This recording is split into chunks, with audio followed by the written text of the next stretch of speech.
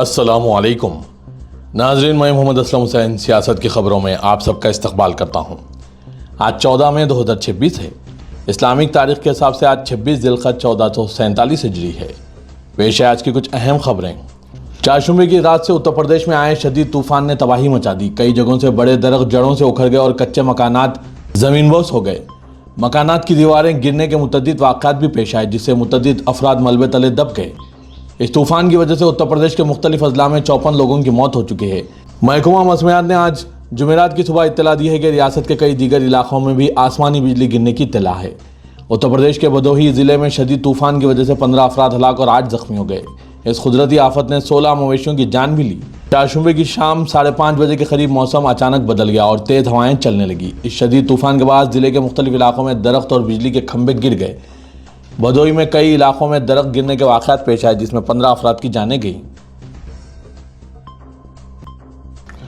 BJP leader Suvendu अधिकारी मगरबी बंगाल के वज़ीर-ए-आला बनने के बाद से एक्शन मोड में हैं। वो तेज़ी से फैसले कर रहे हैं। सबसे पहले उन्होंने मजहबी मुकामात पर लाउड स्पीकर के वॉल्यूम को कंट्रोल करने और सड़कों पर मजहबी सरगर्मियों पर पाबंदी का हुक्म जारी किया। इसके बाद आज उन्होंने जानवरों को ज़ुबा करने से मुतालिक नोटिस जारी कर दिया। बंगाल में लोग अब गाय, बैल, भैंस या बछड़े को अपनी मर्जी से ज़ुबा नहीं कर सकेंगे। बंगाल हुकूमत ने West Bengal animal slaughter control act 1950 को सख्ती से नाफिज करने का हुक्म जारी किया। इसके मुताबिक कोई भी शख्स किसी जानवर यानी बैल, बछड़े, गाय, नर और मादा भैंस के बछड़े को ज़ुबा नहीं कर सकते। सुवेंदु हुकूमत ने यह हिदायत कोलकाता हाईकोर्ट के 6 अगस्त 2018 के फैसले और 8 जून 2022 को जारी की गई मुतालिका हुकूमती रहनुमा खतूत की तामील में जारी की। ज़ुबा के लिए म्युनिसिपल काउंसिल के सदर या पंचायत समिति के चेयरमैन और एक सरकारी वेटरनरी डॉक्टर को अब एक मुश्तरका सर्टिफिकेट फराहम करना होगा, जिसमें यह बताया गया है कि जानवरों के सूट में मुस्तकिल तौर पर जानवरों की सूट लिखना ज़रूरी है। मरकजी वज़ीर दाखिला अमित शाह ने आज जुमेरात को छत्रपति संभाजी महाराज को इनकी यौम पैदाइश पर खिराज अक़ीदत पेश किया। मराठा हुक्मरान की तारीफ करते हुए अमित शाह ने कहा, स्ट्रैटेजिक इलाकों को मुगलों के कब्जे से इन्होंने आज़ाद कराया। अपने सोशल मीडिया प्लेटफॉर्म एक्स पर एक पोस्ट में जुमेरात की सुबह अमित शाह ने हिंदी और मराठी दोनों ज़बानों में लिखा, सांबाजी की इब्तिदाई जंग हुब्बुल वतनी और धर्म को कबूल करने, मजहबी तब्दीलियों के खिलाफ इनकी ज़िंदगी भर की मुखालिफत और सुभाषा और स्वराज के लिए इनकी हतमी कुर्बानी की तारीफ की। कर्नाटक हुकूमत ने स्कूल यूनिफॉर्म्स के बारे में अपने फरवरी 2022 के हुक्म को वापस ले लिया है और नई रहनुमा हिदायत जारी की है, जिनमें तलबा और तालिबात को यूनिफॉर्म्स के साथ कई रिवायती और मजहबी अलामात पहनने की इजाज़त दी गई। इस ताज़ा हुक्म के जरिए साबिक़ा हिदायत को मनसूख कर दिया गया, जिसमें मजहबी अलामात के बगैर यूनिफॉर्म पर सख्ती से अमल पर जोर दिया गया था। इस इक़दाम की वजह से हिजाब पर एक तनाज़ा पैदा हो गया था। ताज़ा हुक्म में कहा गया है कि पगड़ी, हिजाब या ऐसी अलामत तलबा और तालिबात पहन सकते हैं, ताहम इनसे डिसिप्लिन, सलामती या शिनाख्त मुतासिर नहीं होनी चाहिए। छत्रपति संभाजी नगर म्युनिसिपल कॉरपोरेशन ने कुल हिंद मजलिस इत्तेहादुल मुस्लिमीन के कॉरपोरेटर मतीन पटेल की रिहाइशगाह और दीगर इमलाक की मुबैना गैर कानूनी तामीरात को मुनहदिम कर दिया, जिनके खिलाफ नासिक TCS केस की मुल्जिमा निदा खान को पनाह देने के इल्ज़ाम में मुकदमा दायर किया था। निदा खान को 7 मई को वसती महाराष्ट्र के छत्रपति संभाजी नगर में गिरफ्तार किया गया था। पुलिस ने इदा किया कि कुल हिंद मजलिस इत्तेहादुल मुस्लिमीन के लीडर मतीन पटेल ने इन्हें पनाह फराहम की थी। 9 मई को छत्रपति संभाजी नगर म्युनिसिपल कॉरपोरेशन ने मतीन पटेल को शहर के नारेगांव इलाके में मुबैना गैर कानूनी तामीरात पर नोटिस जारी की थी और इनसे 72 घंटों के अंदर वजाहत तलब की थी। नोटिस में कहा गया था कि अगर पटेल से कोई जवाब नहीं मिला तो कॉरपोरेशन को इख्तियार होगा कि वो जायदाद के बारे में फैसला करे। बाद में पटेल ने अदालत से रुजू होते हुए हुक्म इल्तवा तलब किया था, लेकिन ऐसा हुक्म जारी नहीं किया गया। चारशुमे को बल्दी इदारे के अमले ने पटेल के मकान, दफ्तर और बाज़ दुकानात से मुबैना गैर कानूनी हिस्सों को मुनहदिम कर दिया। मेयर समीर राजवरकर ने PTI को यह बात बताई। गुज़िश्ता शाम मजलिस इत्तेहादुल मुस्लिमीन के साबिक़ रुकन पार्लियामेंट इम्तियाज़ जलील ने नारेगांव में पटेल के ख़ानदान से मुलाकात की और बल्दी इदारे की इजुलत पर तनकीद की। इम्तियाज़ जलील ने मुलाकात के बाद सहाफ़ियों से बात करते हुए कहा था कि हमने अदालत से 1 हफ़्ता तलब किया, लेकिन म्युनिसिपल कॉरपोरेशन को इनदामी कार्रवाई की बड़ी जल्दी है। उन्होंने कहा कि हम सब के लिए एक नाजुक वक्त है, लेकिन इनदाम के बाद हम मतीन और इनके ख़ानदान के लिए एक घर बनाएंगे जिसे मुल्क देखेगा। मेडिकल दाखिला इम्तिहान नीट का पर्चा अफशा यानी लीक होने और फिर 3 मई का इम्तिहान मनसूख होने से इस इम्तिहान में शरीक हुए 23 लाख तलबा को जिस ज़हनी अजियत से गुजरना पड़ रहा है, इसका अंदाज़ा करना मुश्किल है। हालांकि इसकी तफ्तीश CBI के हवाले कर दी गई है, जिसने तफ्तीश शुरू ही नहीं की। चंद गिरफ्तारियां भी अमल में लाई और कई जगहों पर छापे भी मारे गए हैं, मगर सवाल यही है कि क्या इससे तलबा को राहत मिल जाएगी? इन्हें दोबारा इम्तिहान तो देना ही होगा। जबकि दोबारा इम्तिहान के लिए वैसा जोश व खरोश नहीं पैदा हो पाता जैसा कि इब्तदाई मरहले में यानी इम्तिहान के वक्त इम्तिहान देते वक्त होता है। इत्तलात के मुताबिक CBI ने मुल्क के मुख्तलिफ हिस्सों से अब तक 5 अफराद को गिरफ्तार किया है, जिन पर शुबा है कि वो पेपर लीक का हिस्सा बने। इन 5 में से 3 अफराद जयपुर से गिरफ्तार किए गए हैं, जबकि एक गुरुग्राम से और एक नासिक से हिरासत में लिया गया। फिल वक्त इनसे पूछताछ की जा रही है। मुल्क की 2 बड़ी दूध सप्लाई कंपनियों अमूल और मदर डेयरी ने अपने अपने दूध के दाम में इजाफा कर दिया है। दोनों कंपनियों ने दूध की कीमत में फी लीटर 2 रुपए के इजाफे का आज ऐलान किया। आज जुमेरात 14 मई से नाफिजुल अमल हो गया। नई कीमतें दूध के अहम वेरिएंट और पैकिंग पर लागू होंगी। अमूल और मदर डेयरी दोनों ने मवेशियों के चारे के दाम, पैकेजिंग, ईंधन और नकल व हमल के अखराजात को बहाना बनाते हुए अपने दूध के दाम में इजाफा किया है।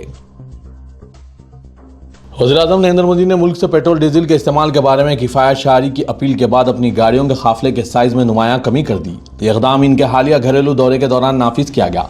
काफिले में गाड़ियों की तादाद में कटौती की गई है। हालांकि SPG प्रोटोकॉल के मुताबिक ज़रूरी हिफाजती इंतजाम को बरकरार रखा गया है। वज़ीर के आम तरीक़ेकार के तहत वज़ीर-ए-आज़म के काफिले में पायलट गाड़ी, स्क्वाड गाड़ियाँ, वज़ीर-ए-आज़म की मरकज़ी कार, एक बैकअप गाड़ी, एम्बुलेंस और मेडिकल इमरजेंसी गाड़ी और एक आला टेक्निकी मवासलाती गाड़ी शामिल होती है। इस तरह से यह काफिला कई गाड़ियों पर मुश्तमिल होता है, लेकिन हाल ही में की गई इनकी तकरीर के फ़ौरन बाद गुजरात और आसाम में इनके काफिले के साइज़ को छोटा कर दिया गया था। ज़राए ने बताया कि वज़ीर-ए-आज़म नरेंद्र मोदी ने यह भी कहा है कि जहां मुमकिन हो इनके काफिले में इलेक्ट्रिक गाड़ियों को शामिल किया जाए, लेकिन इसके लिए नई गाड़ी ना खरीदी जाए। इत्तलात है कि इनके काफिले में अब सिर्फ 2 ही गाड़ियां होंगी और अगर मजीद गाड़ियों को शामिल करने की ज़रूरत पड़ी तो इलेक्ट्रिक गाड़ियों को तरजीह दी जाएगी।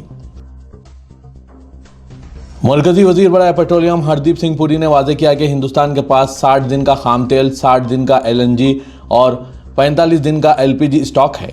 उन्होंने ये भी वजाहत कर दी कि सप्लाई के मामले में कोई दिक्कत नहीं है। हरदीप पुरी ने दिल्ली में मुनक़िदा CII के सालाना बिजनेस समिट में बचत के लिए वज़ीर-ए-आज़म की अपील का भी जिक्र किया। पुरी ने कहा कि वज़ीर-ए-आज़म ने 2 दिन पहले जो कहा इससे घबराने की ज़रूरत नहीं है। उन्होंने ईंधन और दीगर चीज़ों के ताल्लुक से सोच समझकर खर्च करने की अपील की है। मगरबी बंगाल में बीजेपी की तारीखी जीत के बाद पार्टी रुकन असेंबली की जानिब से मुतनाज़ा बयानात सामने आने लगे हैं। काशीपुर बेलगछपा असेंबली हल्के के रुकन असेंबली रितेश तिवारी ने मुसलमानों को लेकर एक मुतनाज़ा बयान जारी किया। तिवारी ने कहा कि वो 1952 के बाद इंतखाबी तारीख में शायद पहले MLA हैं जिन्हें इलाके में किसी एक मुसलमान ने वोट नहीं दिया। उन्होंने कहा कि इन्हें वोट देने वाले ही इन पर इख्तियार रखते हैं। MLA ने यह बात खुलकर कही और स्टेज से लाइव रिकॉर्डिंग में मजीद कहना था कि वो आइंदा 5 साल तक इन लोगों के लिए काम नहीं करेंगे जिन्होंने इनका साथ नहीं दिया।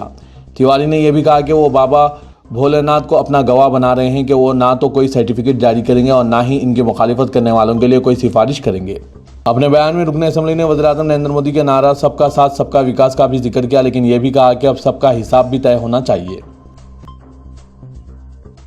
उत्तर प्रदेश, उत्तराखंड, मध्य प्रदेश और आसाम समेत बीजेपी की हुकूमत वाली दीगर रियासतों की तरह मगरबी बंगाल में भी अब हुकूमत का निशाना मदरसे होंगे।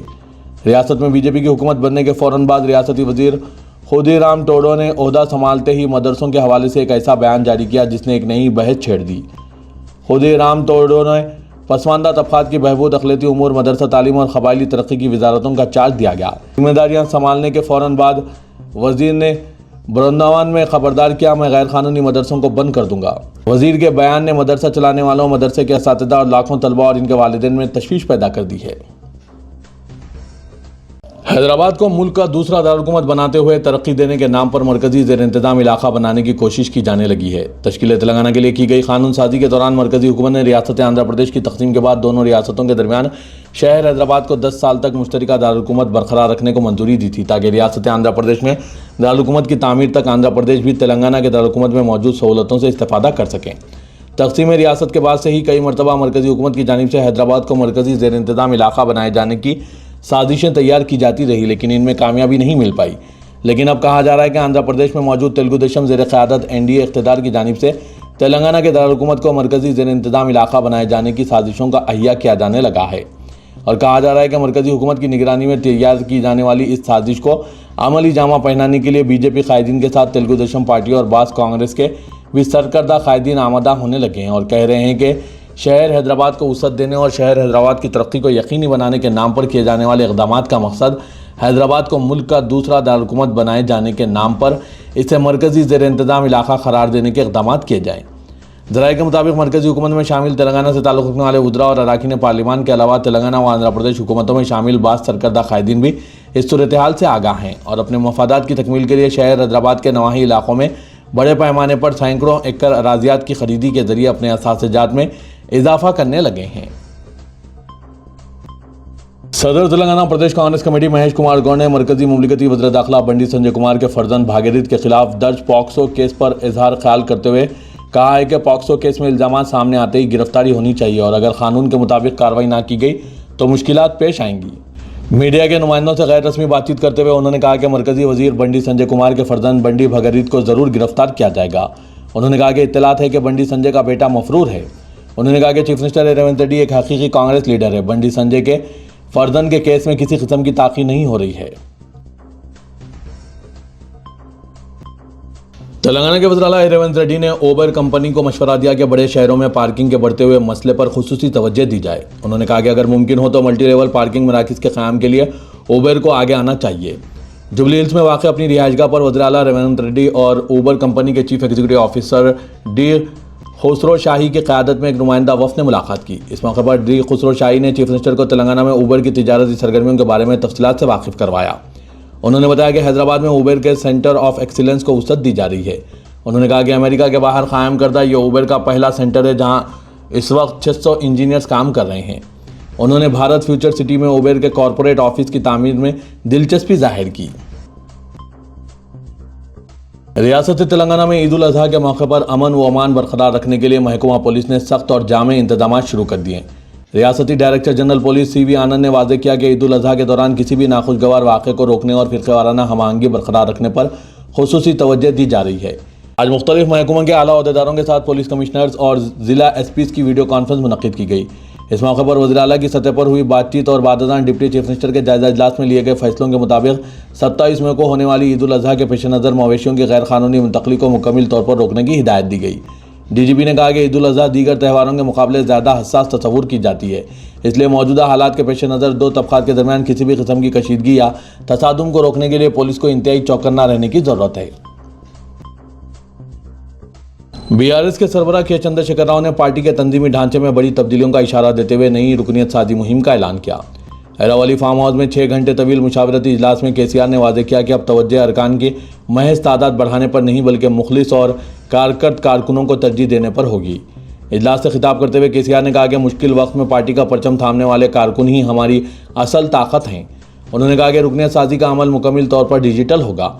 हर पोलिंग बूथ पर 2 तरबियत याफ्ता कारकुन जुमला 71,310 कारकुन डिजिटल इंदराज की जिम्मेदारी संभालेंगे। खातून कांस्टेबल की शिकायत पर सब इंस्पेक्टर पुलिस को मुअत्तल कर दिया गया। शादी के नाम पर धोखा देने के इल्जाम में सब इंस्पेक्टर के खिलाफ शिकायत की गई। कोकटपल्ली पुलिस हुदूद में यह वाक़ा पेश आया।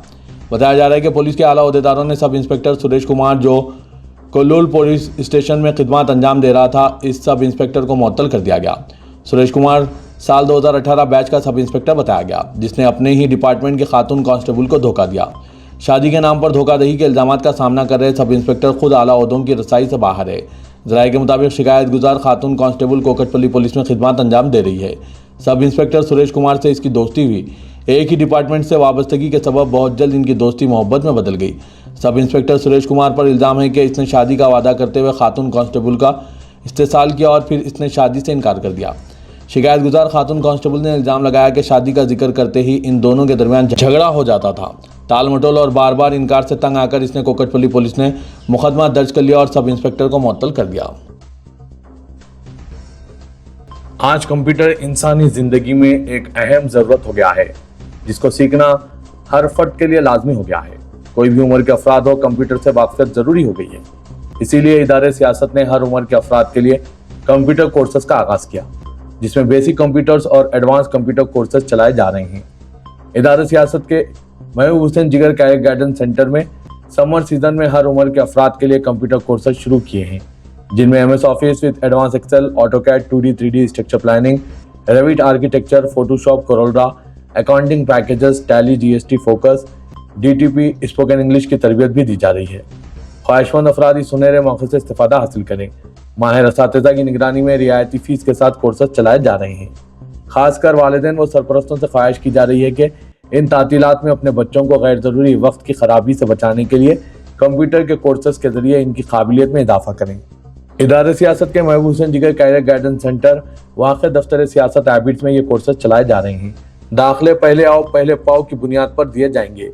दाखिलों का आगाज हो चुका है। फौरी तौर पर रास्त इदारे सियासत के इस सेंटर पर पहुंचकर अपना रजिस्ट्रेशन करवा सकते हैं। मज़ीद तफसीलात के लिए इन फ़ोन नंबरात पर रब्त पैदा कीजिए। फ़ोन नंबर है 9652813994 9393876978।